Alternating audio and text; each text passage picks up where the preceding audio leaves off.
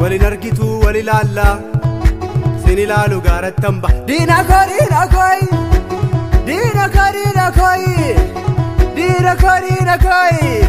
faarfannaatti qoosuun amala ijoollee kiyyaati.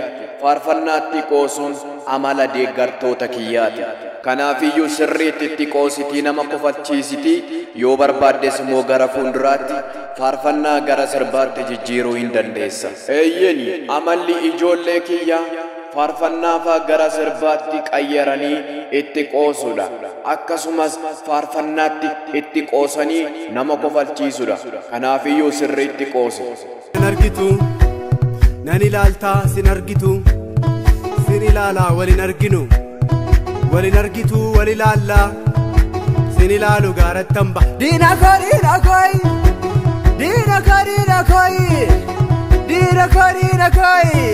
Lakkii gochati gochaa jirtu kun ijoollee Waaqayyoo irraa hin bareedu. Mee gadi taa'ii waan tokko si hubachiisa.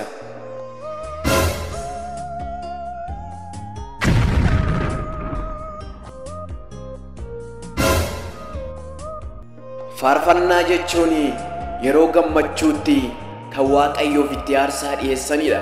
Faarfannaa jechuun yeroo rakkinaa keessatti, yeroo dhiphinaa keessatti kan itti Waaqayyoon itti waammatanidha. Faarfannaa jechuun karaa hundumaan karaa itti Waaqayyoon jajatan jechuudha. Ati garuu maaliifin faarfannaatti qooste? Eeyyeni faarfannaa dhala namaa duwwaa miti. Ergamoonni Waaqarraayyuu simbirroonni lafarraayyuu hundi isaanii walitti qabamaniitiin uumamni dachee irraa kunis qooqa garagaraa isaaniitiin karaa ittiin Waaqayyoon faarfatanii Waaqa isaanii uumaa isaanii ittiin jajatanidha. Ati garuu maaliifin faarfannaatti qooste? Yeroo ormi itti qoosan argeetuman itti qooseenis. Faarfannaa Waaqayyo uumaa ittiin jajachuudhaaf ba'ametti itti qoosuun gaariidha. Inni kun kiristaanarraa ijoollee Waaqayyoo irraa in eeggama. Dhuguma faarfannaa Waaqayyootti hin qoofama. Lakki faarfannaa Waaqayyoo kan itti qoosan miti garuu qaldiidhumaaf hin jedhu.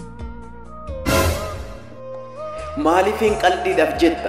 Wanti itti qoosan baay'inaan osoo jiru akkamittiin faarfannaa Waaqayyootti qoostameeti? Faarfannaan maaliif akka ba'u? Faarfannaan maaliif akka kalaqamu beektaa mee maati? Yaa faarfannaa Waaqayyoof galata galchuudha kan itti Waaqayyoo faarfachuu jechuudha. Lakki hanga dachee tana gubbaa irra jiraannutti faarfannaan Waaqayyoof galata galchuu duwwaa miti kan inni fayyadu.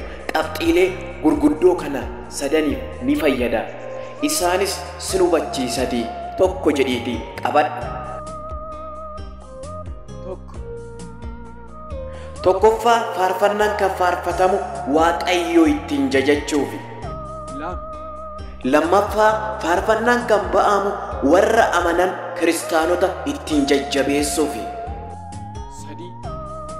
Sadaffaa immoo faarfannaan warra hin amannetti karaa ittiin dhugaa itti ba'anidha.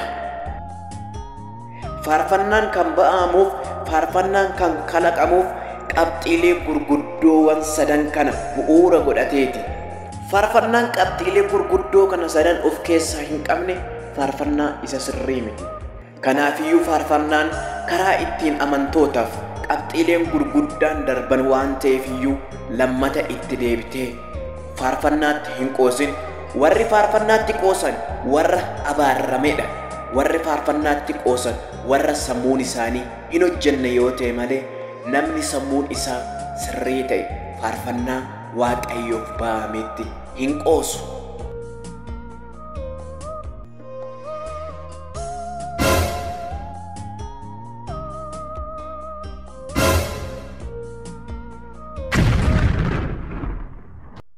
Mee faarfannaa dhaloota si'anaatiif barumsa ta'u kana haa dhaggeeffannu. Afaan miicatanii wangeelas babal'atanii mana Waaqayyoo dhaqanii takka nama Waaqayyoon ta'anii. Meenuufaa garuu dhoksaansaa Yesuusin dhufa guyyaasaa.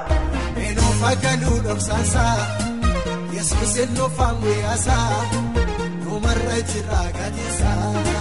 Wangeela kees lallabneerraa raajii baay'ees dubbanneerra. Wangeela kee lallabneerraa maqaa keetiin faarfanneerraa raajii baay'ees dubbanneerraa eenyu jira galmee keerraa.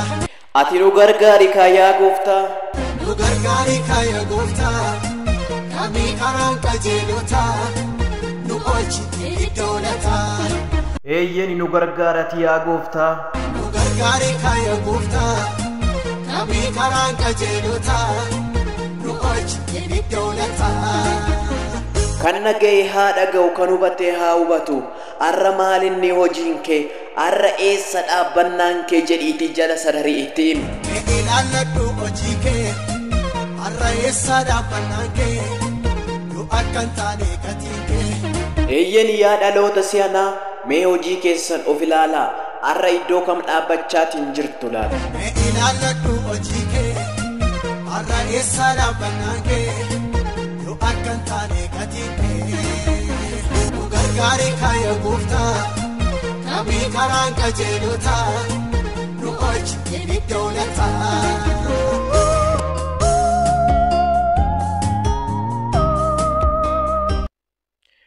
Obboleessa faarfannaatti hin qoosin. Obboleetti atis faarfannaatti hin qoosin. Lallaba kee yoo ta'e asumatti hafa. Dhuga ba'umsa kee yoo ta'e asumatti hafa. Raajuu kee yoo ta'e asumatti hafa. Kan si faana mootummaa Waaqayyootti galu faarfannaa qofadha. Amma dachee kana gubbaarra jiraatutti faarfannaadhaan Waaqayyoon hin jajatta. Gaafa duutes mootummaa Waaqayyoo keessatti faarfannaadhaan uumaa kee jajatta. Kanaafiyyuu faarfannaan kan itti qoosan miti. Faarfannaatti hin qoosin. Waan hundumaafiyyuu YouTube kiyya kana dura subscribe naaf godhaa jedhee isinitti meetanan ture. Baay'een keessan subscribe naaf gootanii jirtu guddaa galatoomaan isinin jedha. Ammas kinoo linkii koomentii jala godheetanan jira. Dhaqaatii subscribe naaf godha. Ammuma dhaqaa kinoo laal itti deebituuti. Ammoo kinoo linkii achi koomentii jala godheen jira waan ta'eef subscribe naaf godhaatii na jajjabeessaan isin jedha. Baay'ee tokkoon isin jaalladha.